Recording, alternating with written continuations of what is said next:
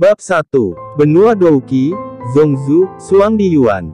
Ledakan. Sosok Xiaoyan perlahan melayang di atas benua ini. Dia menyipitkan matanya untuk melihat seberkas cahaya yang meledak di depannya. Matanya yang telah tenang selama bertahun-tahun tiba-tiba menjadi panas. Dia bergumam, beberapa dekade ini aku hampir melupakan perasaan pertempuran. Hah. Xiaoyan tiba-tiba membuka matanya, menatap sinar cahaya di depannya, matanya dipenuhi dengan kejutan. Dan tepat ketika seberkas cahaya meledak, pembangkit tenaga listrik dari seluruh dunia datang satu demi satu, tetapi dalam waktu singkat, ruang ini mengumpulkan pembangkit tenaga listrik yang tak terhitung jumlahnya dari generasi baru. Pada saat itu, dua klan Yao yang diselamatkan oleh Xiaoyan dalam kekosongan dan api yang menelan sudah mulai melanjutkan garis keturunan mereka. Klan kuno juga melahirkan generasi baru yang kuat. Guli dan Gu Mei adalah perwakilan dari klan kuno. Pada usia muda, ia telah mencapai kekuatan Douzong, Taixu Gulong dan Xiao He secara alami tidak ketinggalan. Dengan momentum seperti itu, saya khawatir di masa depan, legenda yang lebih menarik akan lahir di dunia ini.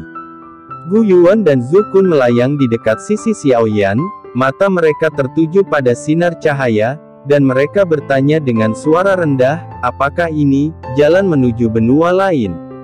Pembangkit tenaga listrik yang berdiri di sekitar berbalik ketika mereka mendengar kata-kata itu. Xiaoyan sedikit mengernyit, lalu mengangguk. Pada saat ini, mereka yang berdiri dalam jarak 1000 mil dari sinar cahaya merasa bahwa ada energi aneh dalam sinar cahaya yang menarik energi dendam dalam tubuh mereka. Ekspresi Gu Yuan dan Zhu Kun sedikit berubah. Mereka buru-buru menggunakan ki pertempuran mereka untuk melindungi tubuh mereka, kemudian mereka melangkah mundur, mata mereka dipenuhi dengan kejutan. Hanya Xiaoyan yang tidak bergerak, dan masih menatap pada jarak yang begitu dekat. Ki asal Kaisar. Xiaoyan tertegun sejenak, perasaan kuat muncul dari hatinya, telapak tangannya dengan putus asa meraih dari pancaran cahaya, tangan demi tangan, Gu Yuan, Zhu Kun dan bahkan beberapa lainnya. Pembangkit tenaga listrik yang besar memandang Xiaoyan seperti ini, dan tahu pentingnya hal ini, dan mereka semua mengumpulkan ki asal Kaisar yang telah ditangkap Xiaoyan. Tiba-tiba, ada ki asal Kaisar kecil di Dou benua Qi. Dengan ki asal Kaisar ini, mereka kemungkinan akan dipromosikan menjadi Kaisar Dou. Pada jarak seperti itu, Gu Yuan dan Zhu Kun menjadi sasaran paksaan yang sangat kuat. Paksaan ini berasal dari sinar 10.000 zang ini.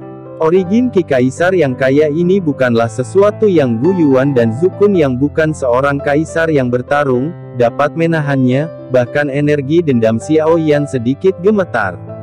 Setelah meraih banyak ki asal Kaisar, Xiaoyan berbalik, memeluk pinggang ramping Sun Er dan membenamkan kepalanya di bahunya, dan berkata dengan lembut, jangan khawatirkan aku, jaga anak baik-baik. Sun Er, tunggu aku kembali. Tubuh halus Sun Er bergetar sedikit. Xiaoyan akan pergi. Dia akan pergi ke dunia yang tidak dikenal. Bagaimana dia bisa bersedia dan bagaimana mungkin dia tidak khawatir? Tapi dia tahu bahwa Xiaoyan bukan hanya suaminya, tetapi juga orang terkuat di benua ini.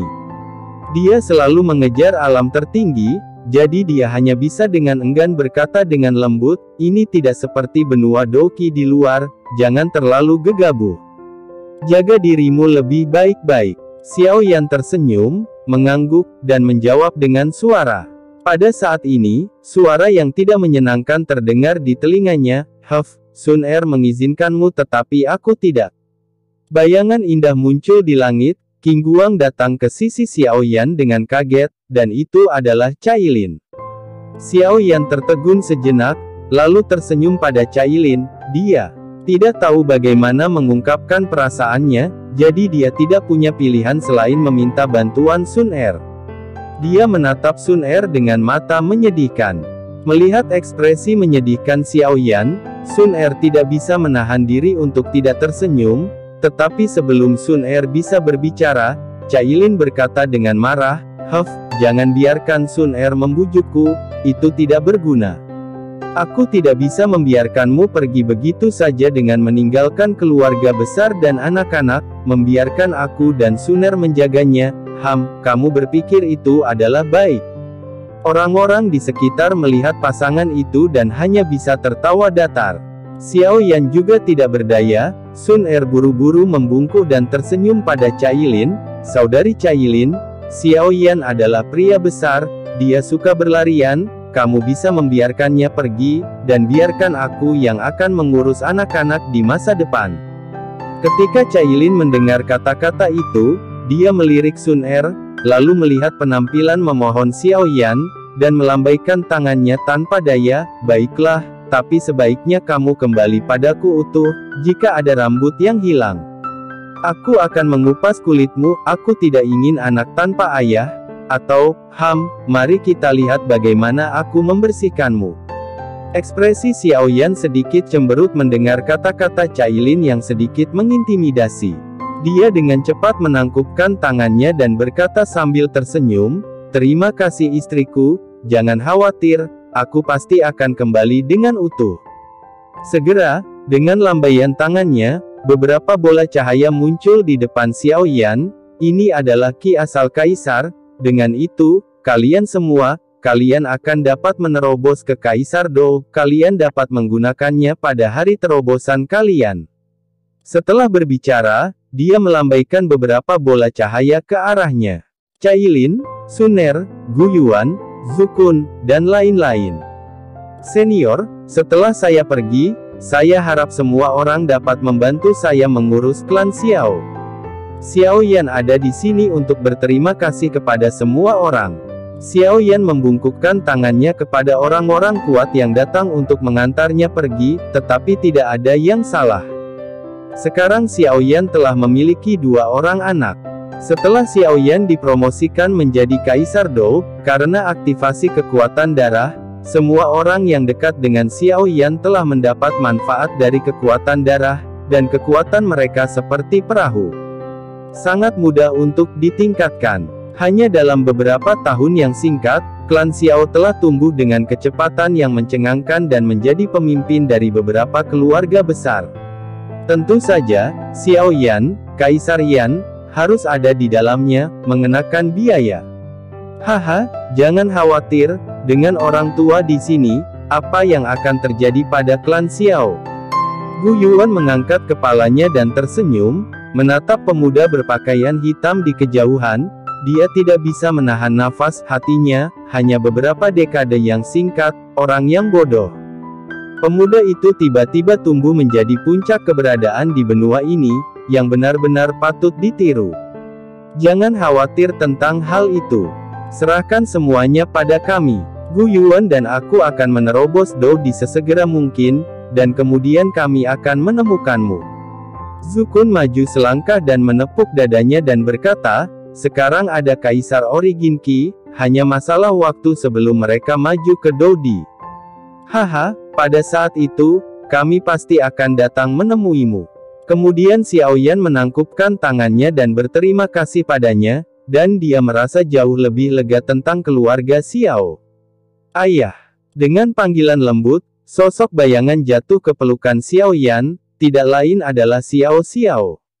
Sekarang Xiao Xiao berusia 11 atau 12 tahun, dia terlihat seperti ibunya, dengan wajah menawan alami. Saya khawatir orang biasa benar-benar tidak tahan dengannya. Setelah bertahun-tahun pertumbuhan ini, kekuatan Xiao Xiao benar-benar membuat orang tua memuntahkan darah. Xiao Xiao memiliki darah menelan 9 warna ibu di tubuhnya, ditambah darah Dou di Xiao Yan, kekuatannya telah meledak ke bintang 9 Doseng. Dengan tingkat pertumbuhan Xiao Xiao, saya khawatir kekuatan Cailin tidak akan sekuat di masa depan.